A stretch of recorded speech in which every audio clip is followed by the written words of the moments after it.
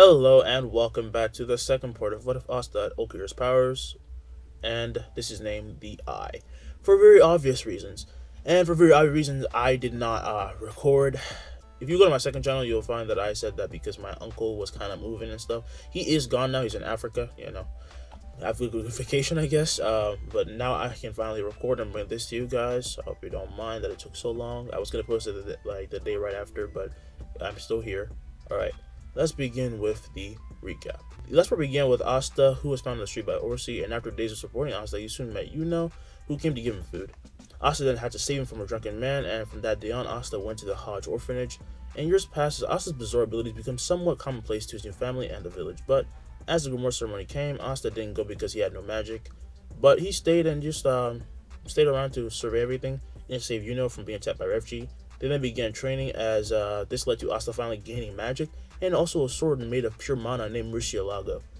The book that was he always carried with him would then reveal to be a grimoire that had 5 leaves, and upon him learning magic, he becomes even stronger, gains spells, and at the exams, Asta and Yuno do amazing, getting them a spot on the Golden Dawn. But no one liked them, at least not in the beginning. They slowly warm up to everyone in their own way, even if some people still don't like them regardless, and they do missions and show their prowess until Julius himself nominates them to go raid a dungeon. There, Asta, Yuno, and Mimosa meet the Black Bulls, and they get along fairly well, and they even exchange information. And as they split up, the Golden Dawn reaches the treasure room first, only to be attacked by Mars, who Yuno easily dispatches up before the Black Bulls arrive with luck. The Black Bulls then join in and getting some treasure, and Mars reawakens and attacks, but this time, Asta takes care of him himself. But he also doesn't let him die because he wants to save him. He almost does kill him though, but Mimosa heals the damage, and they then leave him out to wake up on his own after they split up. A day passes after the dungeon raid, and we will have a flashback. We look forward from Asta's point of view as he's given his dirty grimoire from Lichita. Why are you giving this to me? I found it just discarded and I thought of you. Well, that's rude. No, I meant it's ironic that people don't care enough, but I want you to have it and turn it into something precious. As she smiles, everything however then goes red as she spews blood, leaving Asta shocked as she's then stabbed through the stomach from behind, and Asta begins to shake and shiver until he lets out a scream and wakes up in his room. With heavy breath, he then grabs onto his stomach and he calms down, before then falling back into his bed. But then quickly he rolls out of his bed and grabs his grimoire and pulls out Murcielago. When I meet him, he will follow my blade. I swear it. As the sun rises, the Golden Dawn begins to arise and get to work, whether it involves paperwork or doing missions. Meanwhile, Asta would head to the canteen and sit down with his meal, while Mimosa, Yuna, and Haman then come over. Good morning, said Asta. They say hi as Haman then asks what they thought of their first dungeon, and Yuna would say it was okay. I thought it was boring though. Well, you can tell Sir Vanjans how boring it was when we go to report to him, said Asta. They then continue with their meal right as the three would then head to the office for Vanjans, and there Alador would be present as he scowls at the two commoners. Alright, I heard you have all the treasure, Asta? With a nod, Asta would then open up the Garganta, leaving the two surprised at such a spell. Vanjans would then stand and come closer as he sees a mountain of treasure in an endless void, and he asks, how much space is in there? That's incredible. I have yet to find out. It may be infinite, said Asta. What? He must be lying, thought Alidora. Vanjans then told them to head to the Clover capital for their true report, and with a nod, they would head over. Yeah. As they walk, they talk about how things have been until they reach the capital castle with the Black Wolves who came over, and there they meet a blonde man who would then say, "Hello there, guys. Let's get along." They all instantly just bow to him, saying hello to the Wizard King, but with a chuckle, he says not to get so nervous. Come on, let's go inside.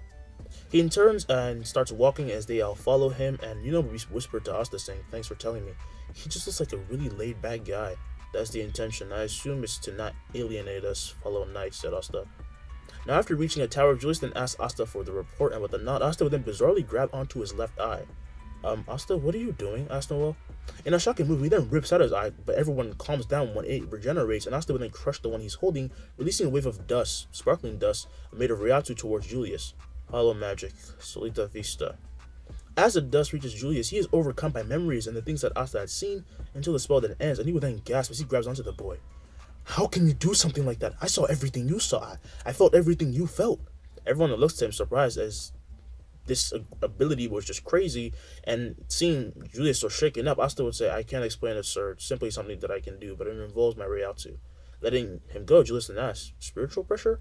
With the nod, Asta would then say that before he had magic, he only had the ability to use Ryatsu, the power of his own will and his own soul. After achieving Mana Zone is when I truly came to be who I am, but I do not know what else I can do, honestly. That's still amazing though. I mean, your magic doesn't make sense, but still, said Magna. Julius would then ask for his grimoire just because, and Asta would give him the 5-leaf, and he would begin to inspect it, saying he'd never seen such spells before, because Asta doesn't pull towards one certain attribute, but he also doesn't have many, he just has one. It's completely abnormal. I mean that as a compliment. Thank you, sir, said Asta. He would then give the book back, right as he says that he's also aware of the Garganta, and he can deliver the items later when he's received the full report of everything. So it's time to see Yuno's spells. As Yuno gives over his grimoire, Julius then reads the spell and knows what it is, but he doesn't tell him. The only way that he wants Yuno to discover this power is on his own, because it's just better that way, just blurting everything out in the open, but he says that it will be very beneficial. Afterwards, they then head to the Valor ceremony, and they enter the throne room to see the following people: Vanjon, Subarla, Alidora, Siren, Haman, and Klaus, Nozel, who came with Nebula and Solid, Charlotte came with Soul, and Faguna came with Leopold. Let's begin the Valor ceremony, shall we? Said Julius. Julius then walks forward as the 3 Golden Dawn members then go to their squad, but looking over to Noelle, Asta saw that she was getting a bit nervous and averting her gaze from the Silver Eagle specifically. She's scared, he thought. But she had to bear with it, as Magna also notices this feeling, and he glares back at Solid, who scoffs upon seeing this. Now, as Julius takes a seat in his throne, he then gives congratulations to everyone, but mostly to the overachiever of the Golden Dawn, Asta, along with his brother Yuno. For your work, Asta, you shall be promoted to First Class Senior Magic Knight. Yuno, you'll be promoted to Third Class Intermediate Knight. All eyes then turn to the two, as some nobles are angered and some are interested by their strength, but while Asta stays calm, Yuno would show a grin and is just excited. Asta, you are powerful, but teamwork would be appreciated, said Julius. I will keep it in mind, sir. With a nod, Julius then said, your wind magic is amazing, but prioritize your duties more than just fighting. Sorry about that, I'll get focused.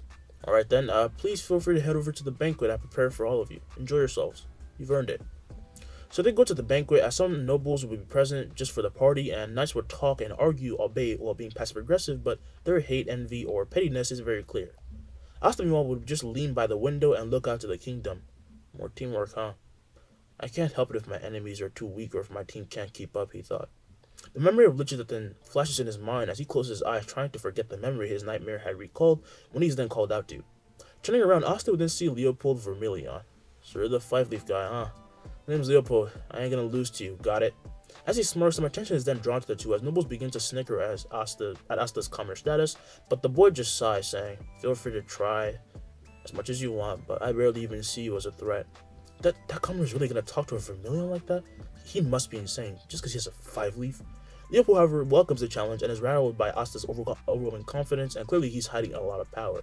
But Asta's attention then turns elsewhere as he disappears right before it shocks Leopold and appears before Noelle and catches the hand of Solid, who was about to pour water on her. Everyone gasps as Asta would then tighten his grip, making Solid scream, while Nebula then says to let him go, and after does so after taking the cup away from him. He then turns into nothing with Sero, and he would then say, this is a banquet, not your playground, Solid Silva. Solid then staggers back, holding his hand in pain, before he then releases a water lance to Asta, but Yuno and Magna then appear before Asta, and Magna would then blow away the magic, while Yuno blitzes and punches the noble into a wall. Don't you dare look at my brother like that, Yuno would say. Who the hell told you to touch my Koi, huh? Asked Magna. As he lands, everyone is then surprised by this, as Noelle would then look to Asta, who with a smile would then ask if she was okay, and she's left blushing. Yeah, thanks, but you should stop him. It's hard to calm Yuno down when he starts, says Asta, right as Nebula then uses her mist to try and blind Yuno and Magna, but Yuno would easily blow it away and ask if anyone wants to test him. I don't know what's wrong with you bastards, but the minute you mess with one of us, you're all screwed, said Magna. In this version of events, Alidor doesn't interfere, however, because he also hates the Silver Eagles because they're arrogant. But also, and Asta are part of the Golden Dawn, and right now, if he tries to do anything, Asta would legit hurt him. And if he tried to hurt Magna, then Asta would hurt him. Asta would embarrass him in front of everyone, so he doesn't want to risk his reputation. But then a terrifying pressure then sets in as everyone sees Nozel walk up to Yuno face to face, and yet Yuno wasn't even the least bit scared, but Magna is terrified. How the hell is he still standing, thought the rowdy Black Bull. Impressive, you're able to stay calm under my magical pressure. This is pressure? Please, I've been dealing with this kind of thing for years. And even bigger pressure then comes to overtake Nozel, as all eyes then turn to Asta, who asks Nozel if he wants to fight. It wasn't enough to hurt your own family, but now you wish to hurt mine. Leopold then finds it hard to even breathe and thought, how can you be so powerful? Are we really the same age? As he gets angrier and angrier, the pressure will then grow until he feels a touch of vengeance, and he turns to face him as he would bow, saying, I'm sorry. The pressure then lessens as everyone once again can breathe normally, but their pride won't let them show how scared they truly are of Asta.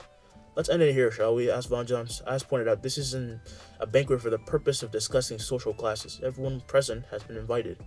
The Scot knows I was about to say something when Asta then yells, "We're under attack!" As they hear this, everyone is then confused, but he runs to the window and opens it to let a wave of heat and magic wash in. The capital was on fire, which left everyone surprised, and in them runs a guard who warns them about this, but upon learning that they already know, he would of course ask that they help. Quickly, Siren will then recreate a model of the currently disturbed area. Meanwhile, Asta would ask if he could go on ahead, and he would, my bad. And this is when Alidor would then ask, "What can you do against these flames? Wait for your commands." Looking into Asta's eyes, Vondas would then say to go ahead, which leaves Alidor surprised. Why? Why is he so lenient on him, he thought. Asta would then quickly fly down to the city as he crashes, and he finds an encroaching undead horde coming towards him, so he unsheathes his sword and says, "Rip them apart, Murcielago." He slashes once and appears behind the undead as they're cut in half before then blown into the wind, and the Ryatsu and Mana really just kind of destroys them and leaves them nothing, like they're in the dust or in the wind. Asta then runs forward until he sees an alley, and he then runs into it and hears a scream on the other side, and he feels the activation of magic. As he runs out of the alley, he then sees orphans about to be attacked when Sister Teresa would then use a blast of mana to blow away the undead, and upon noticing Asta, the sister then asks, "So you're gonna help or what?" Of course, everyone gather up and enter. He opens up the Garganta, and quickly the sister then leads the kids in, while also yelling for other citizens to get in, and as the citizens come out on the other side, they find themselves in a quite luxurious room lit up by chandeliers, and the walls seem just way too fancy. Whoa, what kind of magic is this? Asta's voice is then heard from outside as he says that they're simply staying in the Garganta safe until everything blows over. Do not worry, a fellow mage will be in there with you. In the Welsh Teresa, who brings in more people, and they are just as mind-boggled by everything that is happening as everyone else. And Teresa then thought, is this the power of Five Leaf or is the child just an anomaly? So to explain what is going on, in this version of events, instead of Hueco Mundo, Asta can create rooms to hold what he wants in the Garganta, and he can leave it as voids if he wants, or just, make like specific rooms. It all stems from imagination. I know it's OP, just bear with me. Outside, meanwhile, Asta closes the Garganta and runs to the magic of the one who did all this, but as he gets closer and closer, another horde of undead attack, causing him to hack and slash through them, and he would be spinning, and he ends up behind them before they explode. This catches the intention of Rades, who was about to hurt Marie, just as he then turns, and Asta is gone from his sight, and he's then stabbed to the stomach. He looks back to the girl and sees Asta right there, right as he then spews blood, but Marie saw nothing as her eyes are covered by Asta's hand. What's happening, she asked. As the hand is moved away, she then sees Asta, who asks if she's okay, and with a hopeful smile, she would then nod, and afterwards, Asta uses the Garganta to let her go in for safety, while he grabs Rades and throws him in there, but he also puts him in a separate cell and void before sheathing his sword. "Pesquisa," said Asta, as he releases a wave of Ryatsu that lets him observe what is going on all around. He can sense the very soul and magic of the magic knights who have started to fight, and the enemies that have arrived via a magic portal. And this is when he also senses all the captains and reinforcements be taken away by a portal. At that point, he then runs to the nearest signature and ends up meeting Leopold, Noel, and Fugolion. "Have you taken care of the threat?" asked Fugolion. But the nod Asta would then say that he's imprisoned the person, so that's why the undead are coming undone. All around them, the undead are already dying out, by the way, leaving Leopold in awe of Asta's power. Meanwhile, Noel kept liking him more and more. Walking to Asta, Fugolion then rests his hand on her shoulder, saying, "Well done, just doing my duty." "He's so cool," thought Noel. "I must get stronger if I ever hope to even rival him without Leopold." But he was legitimately excited because, having a rival, Leopold is kind of his thing, But right at that moment, both Asta and Fugolion then look to the side as Asta fires a Sarah, while Fugolion then fires a laser made of fire, of course, and an explosion occurs as the attacks collide and combine, with Leopold then asking what's going on, and he and Noel at that moment are blinded by smoke, and it all clears to show that the two are gone. What is going on?" said Noel. Now, I'll get to where they are later. We will go to and we see him unlock the power of Bell, the wind spirit, for the first time, but he instantly actually enters Spirit Dive and terrifies the surrounding terrorists, attacking him. "She combined with me," he thought. Die! Then looks back and sees a blast of water, but he disappears and cuts through the man who shot this in half with a giant sword before he then flies around and hacks up more of these people until he reaches a witch, who is surprised. "Oh, pretty boy, you're exactly my type." However, in the blink of an eye, she's then hacked up as the life force she stole from everyone down below in the city is returned to them, but saying, "I don't like crazy hags." She's then incinerated by a spirit storm right as Belle then leaves body, and she would say, "For a human, you're pretty amazing, huh? Are you the wind spirit?" "Uh-huh. You're not strong enough to have me around for so long, at least for now, so I'll leave, but let's talk again." With the wind, she then disappears, as is then surprised at what just happened and what he heard, but right now he must focus on his duty and goes down to help the people, while they of course thank him because that was amazing. Now we will go to where Asta and Fulgulin are, but we will stay in the perspective of Peltry, who creates a light blade to block Asta's sword, but it is cut right through as he loses his arm. God damn it. Damn human. He disappears and appears a few feet away as he slowly heals and brings back his arm, and Asta would then swipe the blood off of his blade aside as Fulgulin then walks up saying, "Thank you, I was careless. He's clearly the best in speech, sir. You need not feel bad. Yeah, he might be fast, but you reacted like nothing." It's actually a good thing he's humble, thought Fulgulin. Asta then points his mercy Lago forward, saying, "Give yourself up. There's no need for this." As he grits his teeth, Paltry would then say to shut up. "I will not be killed by a mere human." He explodes with a light which blinds the two, allowing him to get away, and when they can see again, he has of course escaped. But then right before them appears Julius. "I'm a bit late, huh?" "You're right on time," said Fulgulin. "Good. Asta, I trust you can relay everything that has happened today, yes?" As he smirks, Fulgulin would then be confused as Asta says, "Your true intentions are showing, sir." He then quickly wipes away his grin and says that they should go back, and after investigating everything they do, and after they do, we'll get to that later. The fires have died down by this point in the Clover Kingdom, luckily enough, and everyone gathers in the medical ward, and the three then appear before them. "Julius, where were you?" asked Nozal, "and what are you?" He and everyone that see Asta opened the Garganta and slowly let out everyone he had saved, leaving them all shocked at such an ability. And upon seeing Teresa, Fulgulin with them bow, saying, "I'm sorry, I couldn't make it in time." The kids and commoners are shocked that the captain is bowing to her and that they are in the presence of such important people. And Teresa would then say, "It's fine. This boy here came in clutch. Thank you, Asta." "Of course. Can we get some medics over here?"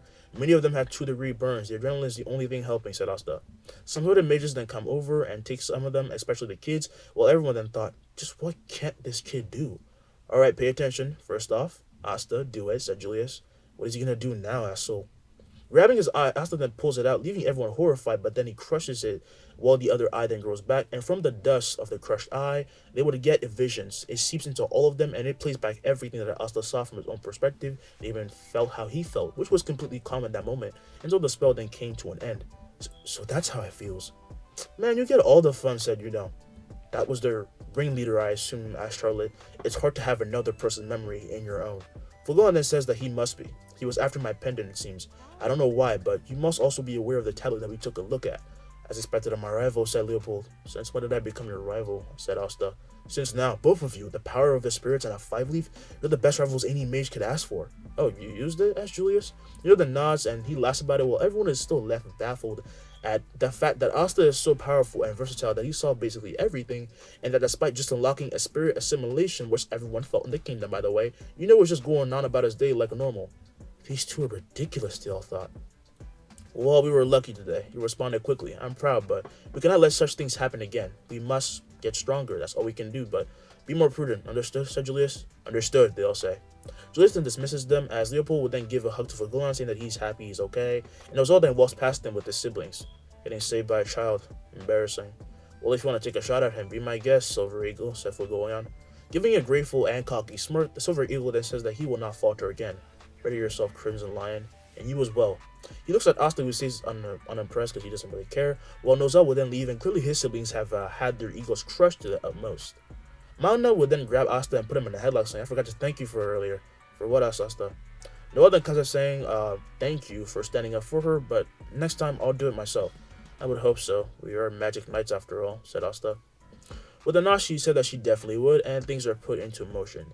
The face of Paltry, or Licked, is drawn, because Paltry is in there, but, you get the point. And his posters are spread in the kingdom as Julius then gives a speech about letting everyone know that they will be fine, and so on. Clearly, the Golden Dawn then earns 5 more stars, giving them a total of 100, and others worked for more stars and added in, that's why they have 100 now. And quickly, Asta gets back to his daily routine, but as he practices swings outside, he felt uncomfortable. "My pesky sir lets me see everything, but there was this bizarre presence close to Captain Vengeance." He swings down even harder, splitting the earth, and when he comes to sense someone, he turns to see Klaus. "Can I talk to you?" asked Klaus. "Are you going to call me by my name?" With the bow, Klaus would then apologize, saying, "I was foolish and chose to ignore your great qualities due to envy. I'm sorry. I never really cared. It's fine." Klaus is surprised that he forgave him so easily, and he would then stand straight as Asta would then smile, saying, "Just don't slow down the Golden Dawn. I've grown to quite like these people." "Of course, I love the Golden Dawn." "Good, then I accept your apology."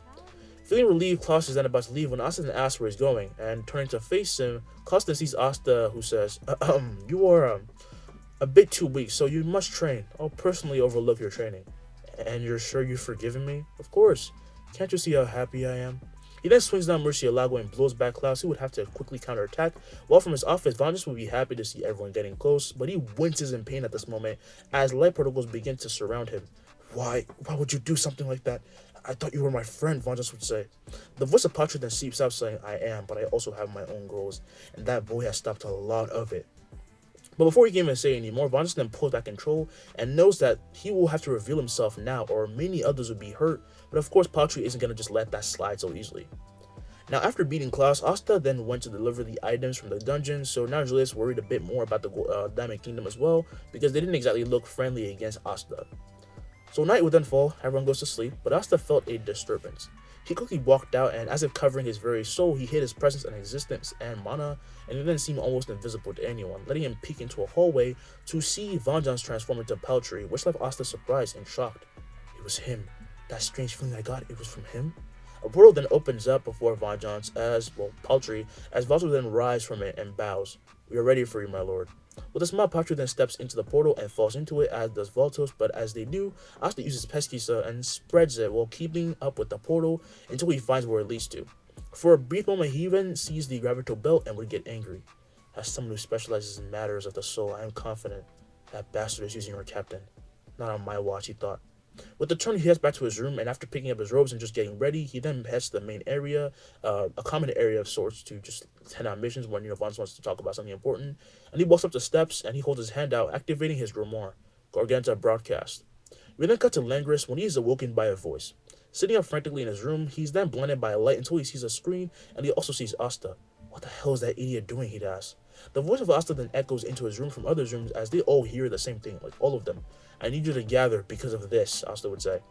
The video then switches as in his room, Alidora becomes shocked upon seeing the video of Vangelis being overtaken and becoming paltry. The scene then quickly switches back to Asta, who asks them to gather in the main hall. What good is the Golden Dawn without his captain? Let's go get our leader. This was something they all agreed on. This wasn't about social status in this moment or anything. They all came under Vangelis and had to go get him because they loved him as a leader. He was a nice guy. They of course then gather before Asta, who then releases his broadcast, but before he can say anything, Aldora then begins to walk up the stairs. It is not your place to lead. I shall do so as vice captain. A calm quiet then washes over everyone, and though nervous about confronting Asta, he is surprised when Asta just starts to walk down past him. I never planned on leading anyone. I just want our captain back. You finally said something I like, said Aldora. Asta then returns to the team as they all thank him for catching this, and now they were going to charge into battle. This organization, no matter who they are, they obviously have bitten off more than they can chew. Asta, come up, you will be my guide, and Langris, you as well, said Alidora. They both come up as Alidora then asks if they're ready, and with a rousing yes, they depart. Flying to the destination, those who cannot fly yet or use Mana Zone ride on Yuno's arc, and as they arrive, they split into teams as Yuno, Mimosa, and Klaus then go as a team, while Asta, Alidora, and Langris will go together. Everyone gets in teams of 3, and they end up going down some hallways, and Langris will then ask, so, you enjoying the high life, Asta? I know it must be a first for you. It's comfortable. It beats being in the streets. With a laugh, Langris then says he's being too cavalier about being a street rat, but Asta says, taking pride in the tough moments in your life shows how strong you are. I'm sure you have had many, despite how arrogant you are. The two are taken, back because, he's a street rat before, and he's like, you're not living in a house. They just didn't know that someone as strong as him could be on the streets. Like, it's hard to imagine considering how strong he is. But they take these words to heart because it shows a part of him they never knew. And obviously, nothing was like super easy for him in the beginning because he has powers. This is when an explosion of flames then fills the hallways, and Asta quickly appears before the two as he fires a serra beam that blows through the fire and dissipates it before then throwing out the caster into an open area of the Grand Mana Zone. As Fauna comes to a stop, she forms her salamander right as she sees Langris appear right above her, and he swipes down as her salamander then meets this with his claw, only to have it, cut off. But it quickly regenerates and backhands him into a wall, as Asta will then unsheath the sword from his grimoire and get ready to attack. And then they hear, wait! The two then see Langris come out from the wall he was stuck in and say, this woman is mine. Move on. Asta then puts Murcielago back in his grimoire as Alidora will then say to come, and as they leave, Langris's hands become covered by an eerie energy. You humans just do whatever you want, Fauna says, as her mana rises and sends chill down his spine, but he just keeps his arrogant smile. And why do you think that makes you a saint or something? Compared to you filthy nobles? I'm a god. Now, as the teams spread out and start to fight their own battles, ends up having to fight Veto while his team goes on ahead, and many hooded mages of course attack, but the Golden Dawn is the strongest for a reason, and they push through. On the way, Alidora and Asta meet Raya, who would say, "It's a bit late for this, isn't it?" He then releases so much mana that it overtakes Alec and makes him almost barf, but Asta then walks forward, on air, unimpressed, as Raya then forms a sort of light, and Asta would then take out his Murcielago. So Raya would go with a 5-leaf or whatever. "The one who hurt my comrade," said Raya, as he then dashed forward, and Asta does the same, and as they clash, they appear a few feet apart, facing away from each other. But Aladora then smiles, saying, "As annoying as that commoner is, he's the strongest of us." Raya then explodes with cut, leaving him shot as he falls to the floor after hitting a bunch of floating platforms around, and Asta then turns to Aladora as he says that they should move on, and so they do. This will end up in a wide room with about 5 members, as well as Mimosa and Klaus, and they're all confused to see the floating body of Licht. Asta approaches the body and doesn't know what to make of it, and they would then be asking, "Where's Sir Vengeance? I can't sense anything." A massive light, however, then flashes and blinds them all as we see Licht come out from hiding, and using his third eye, he fires a judgment of light upon the whole group. "This is what you humans get for... How is this possible?" The light then fades to show Asta had blocked the attack with Murcielago before disappearing and appearing behind the elf as he punches his chest and seeps into it, and his hand then makes Licht choke as he would then rip out Vengeance from the elf, leaving everyone shot at him now being a single entity, and they saw his elf ears. Hollow magic. Resurrection. Those burns, what did they do to him? They were horrified and thought that this was the doing of the elves, Vengeance's face, and they were just filled with rage, but Asta doesn't kill Licht, and having his soul so violently ripped out, left Paltry, out cold. I'm going to keep calling them by different names by accident. They look so alike, and they're literally the same person. Alright, I'm going to stop. So Asta caught both of them before then landing, and quickly everyone gathers as Mimosa tries to heal Vengeance, but to no avail, and Asta said that's not a wound, it's a curse. He then thought, the only one sadistic enough to do this would be him. Zagrid. Meanwhile, then walks past the cut-in-half body of Veto as he leaves the spirit die form, letting Belle come out, and she would then ask if he was okay. "Don't worry, thanks for the help, but if I can't handle this much, then I can't become Wizard King." However, for Languis, it was complete defeat, leaving him at death's door while he was stuck in a wall and found an approach with her flames, which melted the very walls around. "Learn your place," she'd say. She prepares an attack when Asta then appears behind her, ripping out her soul from the elf that was in the human body that she inhabits, leaving her so surprised that she loses consciousness, and Asta would then catch the two of them. "Well then, how was it, Vice Captain?" "F off," said Langris. "Unfortunately, I can't. We're a team after all." Hearing this makes Langris just grit his teeth, but what happened. He lost, and this moment was never going to be forgotten. We then fade to black, as Vanis will then slowly open his eyes, and he sees the ceiling of the medical ward, before he then looks to his right and sees Aladora. He'll be sleeping beside him, which brought a smile to his face because he obviously has been here the entire time, and this is when Aladora will then wake up upon seeing him get up, and he bows. "Come on, it's okay," said Vengeance. "Welcome back, sir. Do you feel anything?" "No, but considering where I am and the monarch surrounding us, it must mean that he took over again." "You don't look surprised." "I knew you'd help me. Asta noticed days before. I counted on that." "I know you don't like him, and I would not ask you to change your views so fast, but had he not awoken you, I could have done something terrible." "I know," he said, as he thought. "Damn it." He then, however, heard the sound of a confused Vengeance inside saying, "Right, we didn't tell you. The curse was removed." As Vengeance touches his face, he finds it no longer scarred, and he would start to cry as he apologized for this display. Aladora would then say, "Who am I to speak up when our captain wants to let loose a little?" Taking a moment, the captain would just be so glad that he was so loved by his subordinates, but when he was done, he and everyone then gathered to the basement, him and the captains, and they go to the Clover Castle as the captain then look at Raya, Paltry, and Fauna, who were still out cold, but they were restrained. "I'm sorry, I was about to tell you all, but he took over," said Vengeance. As the captain stays silent, Nozel would then say, "Never let such thing happen again. A captain getting help by his subordinates is disgraceful." "I don't agree," said Vengeance. The two would then look as if they were about to fight and argue, but Julius then say to stop. "William, I'm glad you're safe." "Thank you," said William. "What do we do with these guys?" asked Yami. "What about the body at their base? We don't get the whole gist, but Paltry was trying to put a soul in it," said Vengeance. "Reincarnation magic?" asked Charlotte. At this moment is when Paltry would actually awake, and quickly he tries to squeeze out any amount of magic, but as his light particles gather, they also shatter to nothing as he says, "What? How?" He then looks down at the restraints and he feels something bizarre from them. "Are you locking away my magic?" "Courtesy of Asta," said Julius. "That boy again. God damn it," thought Paltry. But then he looks to Gelda, who avoids his gaze, making the elf smile. "Don't you want to know how he easily infiltrated your barrier?" "You'd be that nice?" asked Julius. "Your answer is that man over there." He looks to Geldo as all the captains are caught off guard. "A traitor?" asked Figolion. Wait, no, you can't believe this terrorist. He's clearly trying to break us apart and confuse us. Then you have no problem if I use my magic, would you? Asked Marks. The captain then gets only more and more scared as the others get more suspicious and becomes more nervous, and in a moment of panic, he then runs away while activating his magic, turning himself invisible. And invisible forces then start to hit the captains from all over, and they can't actually see him, allowing him to open the door. But when he gets any further, Yami will then appear before him and grab him by the face and just slam him to the ground because he can sense ki. And the impact left Geldo spewing blood as he returns to normal, and his invisible army is dispelled. The laughing of Paltry is then heard as everyone glares at him, but he's just reveling in this. Watching you hurt each other, lose trust isn't even that surprising. You humans are filled with so much greed, it's incredible. Behind that smile was a lot of bloodlust, which they all felt, and this anger that he held toward humans left them horrified because by this point it was very obvious that he's in hell. They can see his ears, but they wondered what humans could have done so long ago, so horribly, that they would have this much anger towards them. So to find out, Marks will then approach and use his magic, and because Asta imbued their shackles with soul restraining spells, they cannot do anything. They have nothing to block against the magic, and they're left horrified. The captains and everyone are left horrified by what they saw. As for Asta, using his little day off, he actually goes to the Black Bulls as he would enter the base with Magna accompanying him.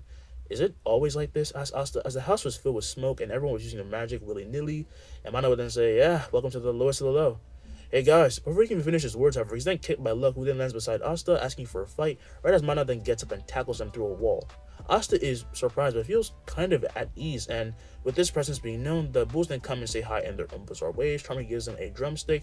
Vanessa is so drunk that she's slurring everything despite trying to be accommodating. Gordon is whispering in a corner, and Noel is acting as if she didn't want to see him, but when Ghost shows Asta a picture of Marie, he says, I met her. How? What did you do to my Marie? I let her save you during the attack. Hearing this, Ghost then realizes that this must have been the guy who Marie was talking about and trying to describe, and he would then say, okay, good, just don't touch my angel. You have a sister complex, yes? Asked Asta, with Ghost then saying no, while everyone says yes, even Luck and Mana, who are being the shit out of each other. This leaves Asta chuckling as he says that they were very close, obviously, and so he joins in on the little fun at the fun. What the fuck? Fun. Sorry. He joins on a little fun and gets to know them, and night will then soon fall.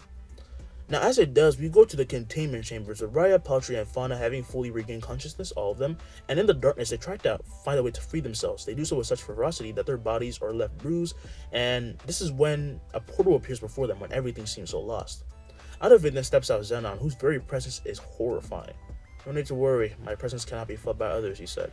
He put a spatial shield around the area so no one would sense his mana, and he also asked what he's doing here, and to respond to this, Xenon then brings out the stones they were searching for. Each and every stone they needed was in the palm of his hand. I'll make you a deal. I free you and you do what I say. You really think we listen to a human? A noble looking one too? Asked Fauna. Oh, I assure you, I am anything but human, says Xenon, as he leaks the power of Beelzebub, and now the elves didn't know what to do, but they were enticed by the offer. As strong as he may be, if we band together, we might be able to beat him after all this is done, thought Paltry. Alright, well, we'll take your offer. Good, says Xenon. The stones then begin to shine as an altar is raised from another portal that he creates, and he drops the stones right into the right places, and he shatters the barrier. In his bed, Valenus will then sit up as he runs out to look outside his window, and he sees a beam hit the skies from the Culver Kingdom. He's left wide-eyed right as his door is then opened by Aladora, who will then say, Sir Vanjans, yeah, I know, rally everyone. It's already been done by Asta, Aladora. We're waiting for you. Vanjans then notices that he was already in uniform, making the captain sigh. Good, he say. Now, all over the Clover Kingdom, the spell and the power is felt by all of the people. In the main area, in the capital, they all feel it, and the other captains that live far away, in their own bases start to feel it as well, and people start to glow all over, and one by one, they all gain great magic, and Asta is left surprised when he sees this happen in the great main hall. What's happening to us? Asked Etoile. She, however, then goes silent, as does everyone in the room except for Mosa, and looking to Asta would then feel the soul of another bind his. What the hell is going on, he thought. This magic. Hey, Asta! Asta looks down to see Aladora and Vanjans run in as Alec is about to ask something when he senses and blocks a fire spell from someone using a giant sand golem, and he will then yell, What do you think you're doing? What do you mean, what, human? We're exterminating you. Hearing this, they all realize that no one is who they should be right now, and slowly everyone starts to show more bloodlust, and the Golden Dawn was coming apart before they truly even came together for the fight that was thrust upon them. What is the goal of Xenon, or more so the Dark Triad? How will Asta respond? Find out in the next part of Black Clover.